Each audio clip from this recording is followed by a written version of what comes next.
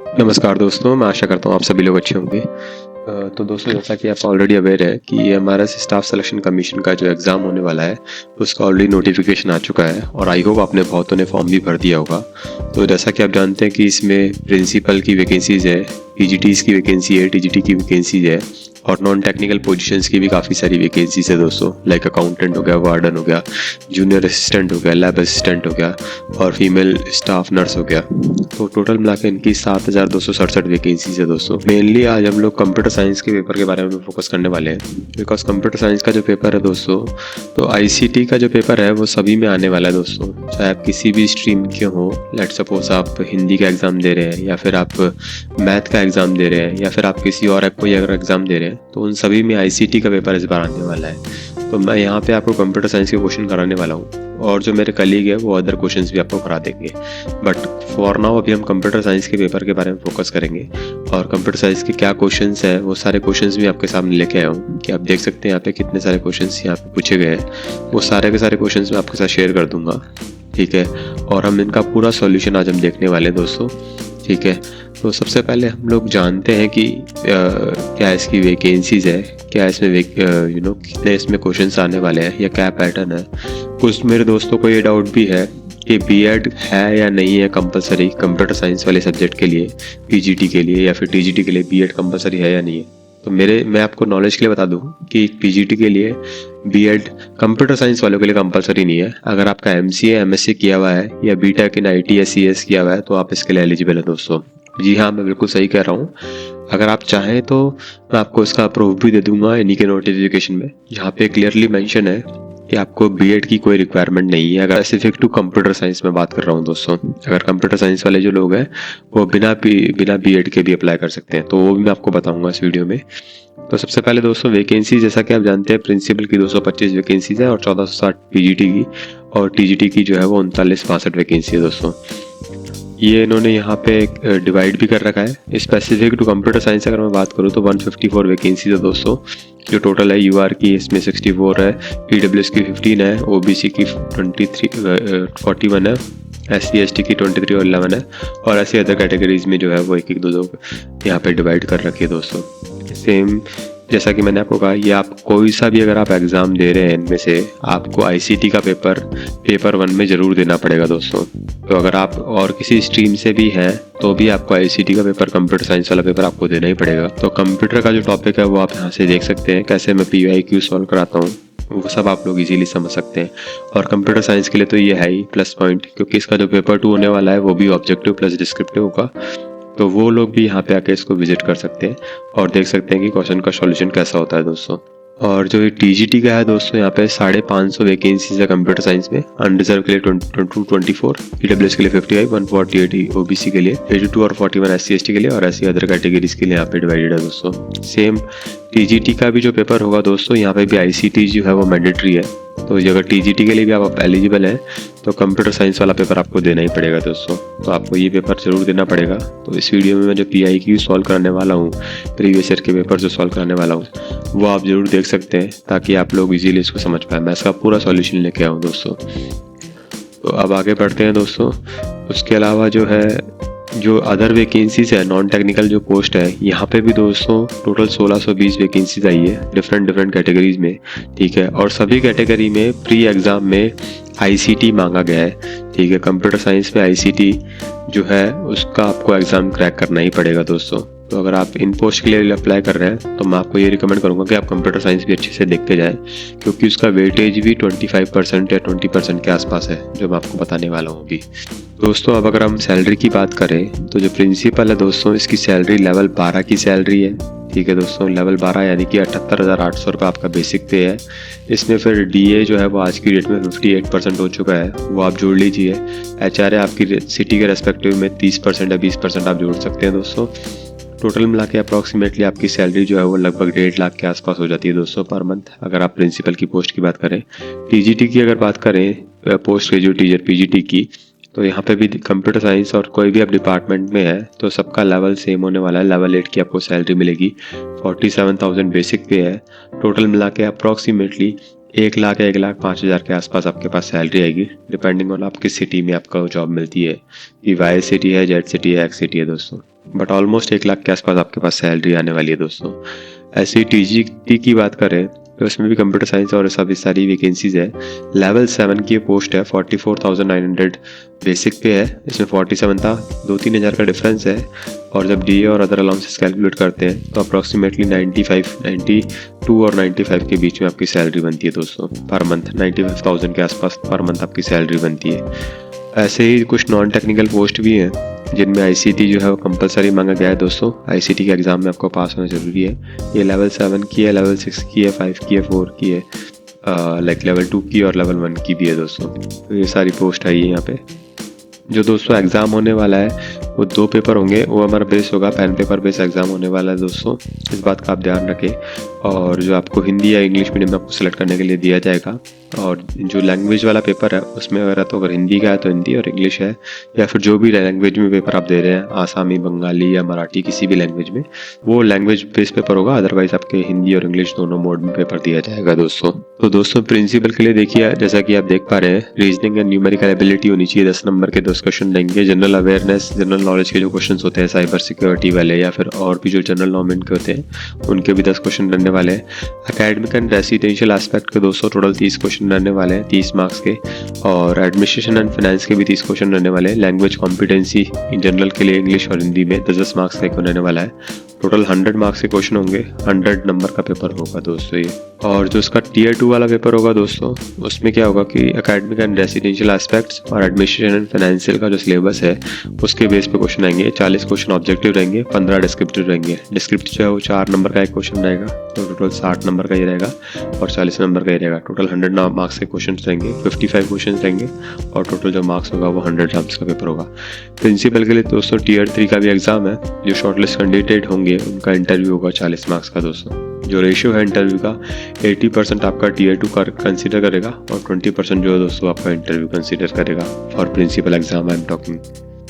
PGT के लिए भी दोस्तों सेम सिलेबस है, ऑलमोस्ट कुछ चेंजेस है। जैसा कि मैंने आपको कहा था कि आप कोई सा भी एग्जाम दे रहे हैं, हिंदी का या फिर किसी भी लैंग्वेज का आप एग्जाम दे रहे हैं, या कोई सा भी आपके पास सब्जेक्ट है, फिजिक्स, केमिस्ट्री, मैथ है, तो आपको आईसीटी का एग्जाम जरूर पास करना जरूरी है। 15% इसका क्राइटेरिया है, 15 क्वेश्चन इसमें आने वाले हैं। तो ये वीडियो आपको काफ़ी हेल्प करेगा आईसीटी के पेपर को समझने के रेस्पेक्टिव में दोस्तों। और जो दोस्तों इसके अलावा टीचिंग एप्टीट्यूड के 30 क्वेश्चन रहेंगे, रीजनिंग एबिलिटी के 15 क्वेश्चन रहेंगे, जनरल अवेयरनेस के 10 क्वेश्चन रहेंगे दोस्तों। जो लैंग्वेज कॉम्पिटेंसी होगा दोस्तों, ये सिर्फ पासिंग मार्क्स क्राइटेरिया है, ये आपकी परसेंटेज बनाने में नहीं जुड़ेगा दोस्तों, इस बात का आप ध्यान रखें। जो टीयर 1 का पेपर है, इसमें जो ये मेन 5 पार्ट आपको दिख रहे हैं, यही आपकी परसेंटेज बनाएंगे दोस्तों। जो लैंग्वेज वाला पेपर है इसमें पास होना ज़रूरी है, बट ये परसेंटेज नहीं बनाएगा आपकी टीयर 2 के क्वालिफिकेशन के लिए। और जो टीयर 2 का पेपर होगा दोस्तों, वो सब्जेक्टिव पेपर होगा, ठीक है।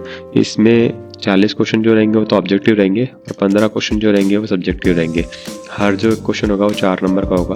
टोटल 60 क्वेश्चन होगा और 40 क्वेश्चन इसके हो गए। 100 मार्क्स हो गए दोस्तों 55 क्वेश्चन पे। और जो मेरिट लिस्ट बनेगी वो सिर्फ टीयर 2 पे बनेगी दोस्तों, टीयर 1 का उसमें कोई रोल नहीं रहेगा, इस बात का आप ध्यान रखें। पीजीटी में भी कोई डिफरेंस नहीं है दोस्तों, सेम है, जस्ट एक लेवल का फ़र्क है। जो क्वेश्चंस रहने वाले हैं, जो पैटर्न रहने वाला है वो सेम है। मैं इसको रिपीट नहीं कर रहा हूँ ताकि आपका टाइम वेस्ट नहीं हो। और जो पार्ट 6 है वो भी जो है वो लैंग्वेज कॉम्पिटेंसी टेस्ट है दोस्तों, 40% इसमें क्राइटेरिया है और ये पासिंग मार्क्स है सिर्फ दोस्तों, आपकी मेरिट बनाने में ही काउंट नहीं होगा। पेपर 2 भी सेम है, पीजीटी की तरह ही टीजीटी भी सेम है। यहाँ पे 40 + 15 टोटल 55 क्वेश्चन, जो मार्क्स हैं वो 60 हो जाएंगे दोस्तों। और पेपर 2 ही जो है वही क्वालिफाई करेगा मेरिट लिस्ट बनाने के लिए। और जो वार्डन वगैरह है उनके लिए भी सेम पेपर है, जैसे कि आप देख पा रहे हैं। आईसीटी का जो पेपर है वो यहाँ पे भी मैंडेटरी है, 15 क्वेश्चन यहाँ पे भी है। तो ये जो अगर आप वार्डन या फिर अकाउंटेंट वगैरह की पोस्ट कर रहे हैं तो उसके लिए भी सेम चीज़ फॉलो हो रही है दोस्तों। जैसा कि आप देख भी पा रहे हैं, अकाउंटेंट के लिए भी सेम ही है। और फीमेल स्टाफ नर्स के लिए भी आईसीटी का एग्ज़ाम देना कंपलसरी है। और जो रीजनिंग जूनियर सेक्रेटरीट है, जेएसए है, उनके लिए भी basic knowledge of computer operation के 10 क्वेश्चन के लिए भी रहने वाले हैं दोस्तों। तो मोर और लेस सभी के लिए जो है लेवल लैब अटेंडेंट के लिए भी कंप्यूटर ऑपरेशंस के क्वेश्चन रहने वाले हैं दोस्तों जैसा कि मैंने आपको कहा था कि काफ़ी लोग कंफ्यूज हो रहे हैं कि जो पीजीटी और टीजीटी का जो एग्ज़ाम है दोस्तों, पीजीटी और टीजीटी का जो एग्ज़ाम है उसमें बीएड मांगा गया है या नहीं मांगा गया कंप्यूटर साइंस के बच्चों के लिए। तो मैंने आपको कहा था कि ये नहीं मांगा गया है दोस्तों, कोई आपको बीएड कंपलसरी नहीं है अगर आप पीजीटी या टीजीटी का एग्ज़ाम दे रहे हैं। कंप्यूटर साइंस के रेस्पेक्ट में बात कर रहा हूँ, अदर स्ट्रीम के लिए कंपलसरी है, बट पीजीटी और टीजीटी कंप्यूटर साइंस वालों के लिए कंपलसरी नहीं है दोस्तों। तो मैं आपको बताऊंगा इस वीडियो में भी। पहले हम प्रिंसिपल की क्वालिफिकेशन देख लें कि क्या इसमें इसेंशियल क्वालिफिकेशन है। आपके पास मास्टर की डिग्री होनी चाहिए प्लस बीटेक या मीन्स नॉट बीटेक, बैचलर की डिग्री होनी चाहिए बीएड में, ठीक है, किसी एक रिकॉग्नाइज यूनिवर्सिटी से, या फिर अगर इंटीग्रेटेड कोर्स है बीएड एमएड का तो भी चलेगा, और या फिर अगर आपके पास 4 ईयर का कोर्स है तो भी वो आपको चलेगा दोस्तों। प्लस आपको 12 साल का एक्सपीरियंस होना चाहिए लेवल 9 वाली पोजीशन पे दोस्तों, इस बात का आप ध्यान रखें। मिनिमम 3 साल का experience as a vice principal आपको होना चाहिए, और अगर आप लेवल 8 पे हैं तो मिनिमम 8 साल का एक्सपीरियंस होना चाहिए। ये दोस्तों प्रिंसिपल के एग्ज़ाम की बात की है। मोस्टली इसमें जो है अगर आपका बीएड वगैरह है तो ही आप एलिजिबल है, बट जो टीजीटी वाली पोस्ट है उनमें ऐसा नहीं है। तो अब हमारे पीजीटी की पोस्ट पे, ठीक है दोस्तों। और जैसा कि आप देख पा रहे हैं कि पीजी होना चाहिए, इंटीग्रेट पीजी होना चाहिए। पीजीटी जो इंग्लिश है उसका इंग्लिश में होना चाहिए, हिंदी में, फिजिक्स में, केमिस्ट्री, मैथ, इकोनॉमिक्स, बायोलॉजी सभी के रेस्पेक्टिव में बीएड होना चाहिए, हिस्ट्री, जियोग्राफी। बट यहाँ पे आप देख पा रहे हैं कि जो कंप्यूटर साइंस है दोस्तों, जो कंप्यूटर साइंस का जो है उसके लिए आप देख पा रहे हैं कि कंप्यूटर साइंस वाले पेपर के लिए यहाँ पे बीएड नहीं मांगा है। एमएससी अगर कंप्यूटर साइंस है, या एमसीए, एमई है, या फिर एमटेक है तो आप इसके लिए एलिजिबल है दोस्तों। 50% मार्क्स इन एग्रीगेट, ठीक है। अगर आपका एमसीए किया हुआ है या एमएससी किया हुआ है या फिर एमएड, एमटेक किया हुआ है, या एमई मास्टर ऑफ इंजीनियरिंग किया हुआ है या मास्टर ऑफ टेक्नोलॉजी किया हुआ है कंप्यूटर साइंस में, तो आप इसके लिए एलिजिबल है दोस्तों। एक चीज़ आप ध्यान रखिए, फ्यूचर में जब आपका अगर आप प्रमोशन की बात कर रहे हैं तो फिर आपको बीएड रिक्वायर होगा। प्रमोशन इन फ्यूचर की बात है, आज की डेट में ये मैंडेटरी नहीं है दोस्तों, और 40 ईयर्स इसमें एज लिमिट भी है। तो आई थिंक मोस्ट ऑफ जो बच्चे हैं वो इसके लिए एलिजिबल होंगे, ठीक है। सेम टीजीटी के लिए 35 ईयर एज है, और आपके लिए यहाँ पे 4 year integrated graduation degree course from NCT from recognised university with 15%, या फिर ये होना चाहिए, या फिर बैचलर ऑनर्स की डिग्री होनी चाहिए रिकॉग्नाइज्ड इंस्टीट्यूट से 50% मार्क्स के साथ दोस्तों, ठीक है। अगर आपका 50% मार्क्स है, बैचलर की डिग्री है, या फिर अगर आपके एनसीटी से अगर रिकॉग्नाइज्ड यूनिवर्सिटी से कोर्स किया हुआ है तो आप इसके लिए एलिजिबल है टीजीटी वाले एग्जाम के लिए। और या फिर अगर आपका पोस्ट ग्रेजुएशन किया हुआ है कंसर्न सब्जेक्ट में तो भी आप इसके लिए एलिजिबल हैं दोस्तों। देखो दोस्तों, यहाँ पे इन्होंने मेंशन कर रखा है 4 year integrated graduation degree course with BEd component B is not necessary, ठीक है। अगर आपका बीएड कंपोनेंट ऊपर ही है तो फिर आपका बीएड यहाँ पे नेसेसरी नहीं है, अदरवाइज आपका बीएड यहाँ पे कंपलसरी है। बट पीजीटी के केस में बीएड का कहीं पर उन्होंने मेंशन नहीं किया है, मास्टर की डिग्री होनी चाहिए। यहाँ पे टीजीटी के केस में बीएड की degree from NCT recognised university के साथ 50% मार्क्स से होनी चाहिए। और अगर आपका 4 ईयर का इंटीग्रेटेड कोर्स है, जैसा कि यहाँ पे उन्होंने मेंशन कर रखा है, तो आपको फिर बीएड की डिग्री अलग से नहीं चाहिए दोस्तों। तो अगर आपका 4 ईयर का इंटीग्रेटेड कोर्स है तो आपको टीजीटी के एग्ज़ाम के लिए भी डिग्री नहीं चाहिए दोस्तों। तो ये इसका यहाँ पे मैंने आपको एज लिमिट बता दी है, प्लस आपके पास क्या क्या रहने वाले हैं कोर्स वगैरह। इवन जो अदर साइंस के हैं उनके लिए तो आप ऑलरेडी जानते ही हैं। अब दोस्तों ये ऑफिशियल साइट से मैं आपके लिए सिलेबस भी लेके आया हूँ, क्योंकि सिलेबस भी पब्लिश हो चुका है दोस्तों। तो जो सिलेबस रहने वाला है दोस्तों, कंप्यूटर सिस्टम मोर और लेस पीजीटी हो या फिर टीजीटी हो, दोनों का जो सिलेबस है वो ऑलमोस्ट सेम है। थोड़ा बहुत डिफरेंस ज़रूर है इनमें, बट मोर और लेस ज़्यादातर सेम ही है दोस्तों। तो मैं आपको बता देता हूँ, कंप्यूटर सिस्टम एंड ऑर्गेनाइजेशन जो है, basic computer organisation, CPU, memory क्या होते हैं, ओएस क्या होता है, हार्डवेयर क्या होता है, सब पता होना चाहिए। टाइप ऑफ सॉफ्टवेयर क्या होते हैं, ऑपरेटिंग सिस्टम क्या कितने टाइप के होते हैं, ये सब आपको आने चाहिए। Functioning of operating system interface आना चाहिए। बूलियन लॉजिक जो नॉट गेट, एंड गेट और नैंड जो आपने डी सब्जेक्ट में पढ़े होंगे, ये सब आपको आने चाहिए। डी मॉर्गन्स लॉ वगैरह आना चाहिए। नंबर सिस्टम आना चाहिए, binary to decimal, octal, hexadecimal conversion, encoding scheme पता होनी चाहिए। Computer thinking and program solving skill होना चाहिए, पाइथन वगैरह आपको पता होना चाहिए। डेटा टाइप क्या होते हैं, एक्सप्रेशंस क्या होते हैं, स्टेटमेंट क्या होते हैं, error, syntax error, logical error, run time error में क्या डिफरेंस है, ये सब भी मैं आपको बताऊंगा आने वाली वीडियो में। अभी जस्ट मैं आपको ओवरव्यू दे रहा हूँ कि क्या कैसे वर्क करता है, ये क्या इसमें वर्किंग होती है, कैसे होती है, वो सब हम देख रहे हैं अभी। बट ये ओवरव्यू काइंड ऑफ है, ठीक है दोस्तों। बट इसका डिटेल फिर हम लोग अपने आने वाले वीडियोस में हम देखने वाले हैं दोस्तों। तो स्ट्रिंग वगैरह क्या होते हैं, रिटरेटिव स्टेटमेंट्स क्या होते हैं, इन सब के बारे में आपको पता होना चाहिए। टपल्स क्या होते हैं, डिक्शनरी क्या होती है दोस्तों, और ये सब भी आपको पता होना चाहिए। फिर बात करें स्टैटिक्स, लॉ एंड एथिक्स में, तो ये साइबर सिक्योरिटी का पोर्शन है दोस्तों, जो कि कंप्यूटर साइंस में आजकल हर जगह पूछा जाता है। अगर आप लोगों को साइबर सिक्योरिटी भी अच्छे से पढ़ना है तो मैंने प्लेलिस्ट पूरी बना दी है दोस्तों, 9 से 10 इसमें लेक्चर अभी मैंने डाले हैं, तो वो जाके आप अभी से पढ़ना स्टार्ट कर दीजिए ताकि आपको एग्ज़ाम टाइम में दिक्कत नहीं है। डिजिटल फुटप्रिंट्स क्या होते हैं, डिजिटल सोसाइटी क्या होती है, data protection, intellectual property rights क्या होते हैं, वायलेशन ऑफ IPR क्या होता है, open source software and licensing क्या होती है, ये सब मैंने यहाँ पे बता रखा है। साइबर क्राइम कितने टाइप के होते हैं, उसकी सेफ्टी कैसे कर सकते हैं, सेफ्टी एक्सेसिंग वेबसाइट क्या होती है, मालवेयर, वायरस, ट्रोजन वॉर्स, ये सब मैंने आपको एग्जाम्पल के साथ आपको वहाँ पे बता रखे हैं। तो वो वीडियो, वो प्लेलिस्ट मेरे चैनल पे आपको मिल जाएगी दोस्तों, और आप उसको देख के आप इजीली इसको समझ पाएंगे। ई वेस्ट मैनेजमेंट क्या होता है, IT एक्ट क्या है, टेक्नोलॉजी एंड सोसाइटी में क्या है, ये सब आप इजीली वहाँ से देख सकते हैं। उसके बाद दोस्तों कंप्यूटर थिंकिंग एंड प्रोग्रामिंग के जो क्वेश्चंस हैं, फंक्शंस क्या होते हैं, फाइल्स में introduction, text file, binary file, CSV क्या होती है, और फिर टेक्स्ट फाइल, बाइनरी फाइल की डिटेलिंग कैसे होती है, CSV फाइल में क्या इंपोर्ट एक्सपोर्ट होता है। Computer network one of the hot topic है दोस्तों, आपको अच्छे से आना चाहिए। कोई नेटवर्किंग, अभी लास्ट वाले एग्जाम में ARPANET की फुल फॉर्म ही पूछ ली थी दोस्तों इन्होंने, मैं आपको वो क्वेश्चन भी अभी सॉल्व कराऊंगा। तो ARPANET की फुल फॉर्म यहाँ पे पूछ ली गई थी दोस्तों। और डेटा कम्युनिकेशन टेक्नोलॉजी में कैसे सेंडर मैसेज भेजता है, रिसीवर कैसे कम्युनिकेट करता है, वो पूरा पता होना चाहिए। ट्रांसमिशन मीडिया, नेटवर्क डिवाइसेस के बारे में पता होना चाहिए, नेटवर्क टोपोलॉजी, पैन, लैन, मैन, वैन, ये सब कैसे वर्क करते हैं, इन सब की डिटेलिंग आपको आनी चाहिए दोस्तों। और फिर क्या प्रोटोकॉल होते हैं, PPP क्या होता है, SMTP क्या होता है, कितने पोर्ट पे वर्क करता है, 25 पे वर्क करता है, TCP IP सेगमेंट क्या होते हैं, POP3 क्या होता है, POP3 या फिर जो पुश है उनमें क्या डिफरेंस है, HTTPS क्या होता है, टेलनेट क्या होता है, वाइप क्या होता है, ये सारे प्रोटोकॉल आपको आने चाहिए with port number. Web service वगैरह आना चाहिए। डेटाबेस मैनेजमेंट का जो है ये काफ़ी मेजर टॉपिक है, DBMS का, जो आपको अच्छे से आना चाहिए दोस्तों। रिलेशनल डेटा मॉडल हो गया, डेटाबेस कंसेप्ट हो गया, स्ट्रक्चरल एसक्यूएल क्वेरी हो गई, उसमें क्या डेटा टाइप होते हैं, कैसे क्रिएट करते हैं, इंसर्ट अपडेट कैसे करते हैं, ये सब आपको आना चाहिए।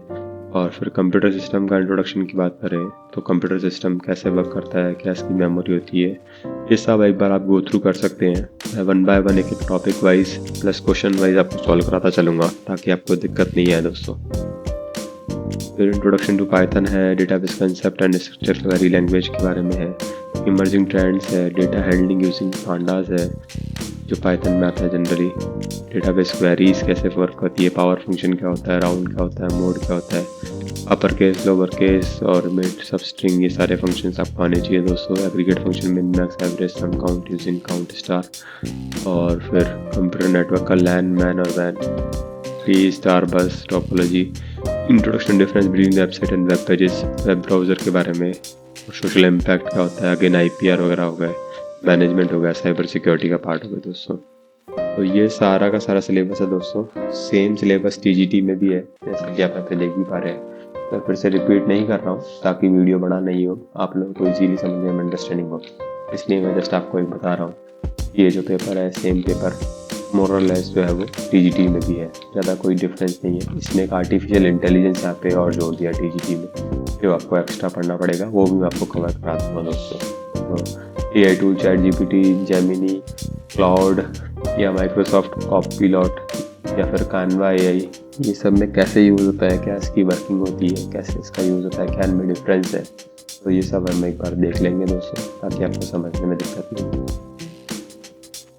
तो ये इसमें एक्स्ट्रा टॉपिक है, अदरवाइज जो है वो सिलेबस सेम ही है, डेटाबेस मैनेजमेंट, नेटवर्किंग और साइबर सिक्योरिटी वाला पोर्शन, लॉ एंड एथिक्स, ये सब सेम है दोस्तों, जो आप वहाँ से भी देख सकते हैं।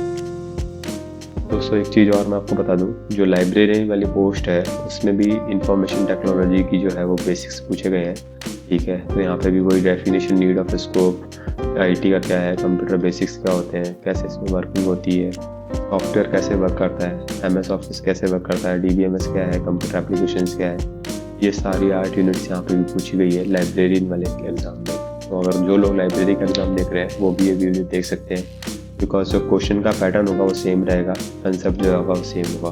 तो एटलीस्ट कंप्यूटर साइंस वाला पोर्शन आप यहाँ से देख सकते हैं। जो अदर पोर्शन है वो मैं अदर टीचर्स को बोल दूंगा, वो भी वो कवर करा देंगे अगर टाइम मिला तो। बट कंप्यूटर साइंस का लेक्चर आप इजीली यूट्यूब पे फ्री ऑफ कॉस्ट देख सकते हैं दोस्तों। उसके अलावा दोस्तों जो बेसिक्स, जो जैसा कि मैंने आपको स्टार्टिंग में कहा था, जो अदर जो लोग हैं वो भी, उनके लिए भी आईसीटी का एग्ज़ाम कॉमन है। लेट सपोज आप मैथ से हैं, फिजिक्स से हैं, केमिस्ट्री से हैं, हिंदी इंग्लिश किसी और डोमेन से है, तो भी आपको आईसीटी का एग्ज़ाम देना होगा, जिसमें computer basic operating system, MS Office, keyword और computer terms and abbreviations, computer network पूरा है, साइबर सिक्योरिटी पूरा है, जो आप मेरे प्लेलिस्ट में जाकर भी देख सकते हैं दोस्तों। जो लोग अलग अदर स्ट्रीम से हैं उनके लिए भी आईसीटी का एग्ज़ाम कंपलसरी है दोस्तों, तो उनके लिए भी कंप्यूटर साइंस कंपलसरी है। हम लोग बिना ज़्यादा टाइम लिए कंप्यूटर की जो PYQs है वो हम लोग देखते हैं। ये ऑफिशियल पेपर है दोस्तों, जो कि 2023 में कंडक्ट हुआ था। अब जो एग्ज़ाम है वो 2025 दिसंबर में कंडक्ट होने वाला है। तो 2025 दिसंबर में आपके पास तो ऑलमोस्ट 2 महीने से भी कम का समय बचा है। तो मैं तो कहूँगा आज से ही जम के तैयारी पे लग जाइए और क्वेश्चन सॉल्व करने लग जाइए। तो ये जो है ये सारे क्वेश्चन मैं आपको कवर कराने वाला हूँ दोस्तों। तो पहले हम लोग क्वेश्चन की शुरुआत करते हैं। तो which type of mostly return by fetch all method in Python MySQL connectivity. तो दोस्तों फैच ऑल जो मेथड होता है वो क्या करता है, रिटर्न जितने भी, एक तरह से सेलेक्ट स्टार की तरह वर्क करता है, जितने मेरे टपल हैं वो सारे रिटर्न करेगा, और अगर कोई टपल मेरी क्वेरी में नहीं है तो 0 रो रिटर्न करेगा। ठीक है, तो हम इसके ऑप्शन देते हैं। एक सिंगल लिस्ट नहीं करता है, और लिस्ट ऑफ टपल और an empty list if no more are available. बिल्कुल सही बात है, टपल नंबर ऑफ रोज को रिटर्न करता है, और अगर कोई रो ज़्यादा अवेलेबल नहीं है तो एम्प्टी लिस्ट रिटर्न करेगा। लिस्ट ऑफ डिक्शनरी को रिटर्न नहीं करता है। सिंगल टपल और empty tuple if no more, single tuple नहीं है ये, अगर ये लिस्ट ऑफ ऑल टपल आएगा, ऑप्शन नंबर बी करेक्ट हो जाएगा दोस्तों। XML इज डिज़ाइन टू, क्या किसके लिए डिज़ाइन है, फॉर्मेट करता है और डेटा को डिज़ाइन करता है। फॉर्मेटिंग एंड डिज़ाइनिंग आ जाएगा इसका आंसर दोस्तों। इसमें तो कोई क्वेश्चन ही नहीं है, बहुत ईजी सा क्वेश्चन है तो। उसके बाद है विच type of cable has high bandwidth, support high data transfer, signal can travel longer distance and electromagnetic noise cannot affect the cable. However, it is more expensive. More expensive जब word आ जाए दोस्तों, सबसे ज़्यादा एक्सपेंसिव ऑप्टिकल फाइबर होती है, ठीक है, और लाइट में ट्रैवल करती है, स्पीड इसकी फास्ट होती है। तो ये सारे इसके एडवांटेजेस हैं जो ऊपर मेंशन किए। इसका आंसर ऑप्टिकल फाइबर हो जाएगा। अब select the correct full form of the term ARPANET। तो दोस्तों जैसे कि मैंने आपको पहले भी कहा था कि कंप्यूटर नेटवर्क से क्वेश्चंस आते हैं यहाँ पे, तो बेसिक सा डायरेक्ट क्वेश्चन पूछा गया कि ARPANET की फुल फॉर्म क्या होती है। Advance research project agency network इसकी फुल फॉर्म है दोस्तों, जिनको याद नहीं है वो याद रख सकते हैं दोस्तों इसको, advance research project agency network. अब है कि identify the communication protocol which establish a dedicated and direct connection between two communicating devices. This protocol defines how two devices authenticate each other and establish a direct link between them. तो direct link दोस्तों किस में establish होती है, आप जानते हैं direct link जो है PPP में सेंटर होती है, पॉइंट टू पॉइंट प्रोटोकॉल जिसको हम कहते हैं। एक डायरेक्ट लिंक एस्टेब्लिश करता है, ठीक है, ताकि ऑथेंटिकेशन और डेटा एक्सचेंज सही से हो जाए। तो PPP इसका आंसर हो जाएगा दोस्तों। Choose the best option to fill in the blanks, ठीक है। Human friendly text from an IP address. एक IP एड्रेस से ह्यूमन फ्रेंडली टेक्स्ट क्या हो सकता है, डोमेन नेम होगा सिंपल, जैसे हम लोग google.com करते हैं। तो google.com क्या है, गूगल क्या है, तो google.com एक डोमेन नेम है जो कि ह्यूमन फ्रेंडली है, हम इसको इजी अंडरस्टैंड कर सकते हैं। अगर इसकी जगह IP होता 10.5.6.9 तो ये हम लोग को याद करने में दिक्कत होती। तो ये ह्यूमन फ्रेंडली हम लोग का डोमेन नेम होगा। मैक एड्रेस तो 48 बिट का होता है, तो ये तो हो ही नहीं सकता। मेमोरी एड्रेस भी बड़ा होता है, मेमोरी को स्टोर करके रखता है पूरी मेमोरी को, ये भी नहीं होगा। और URL तो हो ही नहीं सकता दोस्तों। अब identify the topology from the given option. Hierarchical topology word आते ही आप समझ जाएंगे ट्रीज का आंसर होना चाहिए, फिर भी हम एक बार आगे पढ़ लेते हैं क्योंकि कई बार हायरार्किकल में मैश भी आता है, तो एक बार हम और उसको देख लेते हैं। In which there are multiple branches and each branches can have one or more basic topology. यानी कि करेगी मल्टीपल ब्रांचेस है हर एक टोपोलॉजी का एक या एक से अधिक चाइल्ड है। तो ये जो स्ट्रक्चर होता है, ट्री स्ट्रक्चर होता है दोस्तों, इस बात का ध्यान रखें। उसके बाद है कि identify the switching technique in which message is sent in one go but it is delivered into smaller pieces and they are sent individually. Message तो आप भेज ही रहे हो एक बार में, पर वो छोटे छोटे पैकेट्स में जा रहा है, या फिर हम कहें कि छोटे छोटे पैकेट्स बन के जा रहे हैं, ठीक है। और pieces are given unique number and address to identify. जब हम लोग पैकेट स्विचिंग की बात करते हैं तो सोर्स से डेस्टिनेशन पे जब हम किसी मैसेज को भेजते हैं, सोर्स से डेस्टिनेशन पे जब हम किसी मैसेज को भेजते हैं तो पैकेट की फॉर्म में भेजते हैं, तो उनको अपना एग्जैक्ट पाथ नहीं पता होता। सर्किट स्विचिंग जो होती है दोस्तों वो कनेक्शन ओरिएंटेड होती है, उनको एग्जैक्ट पाथ पता होता है। यहाँ पे जिसको जहाँ से जगह मिलती है वो वहाँ से फॉलो करता है और कनेक्शन पहुँचा के सर्वर तक पहुँच जाता है दोस्तों। पैकेट स्विचिंग इसका सही आंसर हो जाएगा। तो अभी के लिए तो दोस्तों इतना ही, क्योंकि वीडियो काफ़ी बड़े बन जाएंगे, इसलिए मैंने आपको कुछ सेट ऑफ क्वेश्चंस अभी करा दिए हैं। आगे आने वाले वीडियोस में आपको और भी क्वेश्चंस कराने वाला हूँ, ताकि आपको और इजीली और अच्छे से समझ में आ जाए। तो आपके अगर कोई डाउट है तो आप मुझे कमेंट करके पूछ सकते हैं। आपसे एक रिक्वेस्ट है कि चैनल को प्लीज़ सब्सक्राइब कर दीजिए, ताकि हमें मोटिवेशन मिलता रहे और भी अच्छे वीडियोज़ बनाने का। बिकॉज हम यहाँ पे आपसे कुछ भी पे नहीं ले रहे, फ्री ऑफ कॉस्ट आपको सर्विस दे रहे हैं यूट्यूब पे। और कोई कमेंट है तो मुझे बताइए, और thank you so much for watching the video.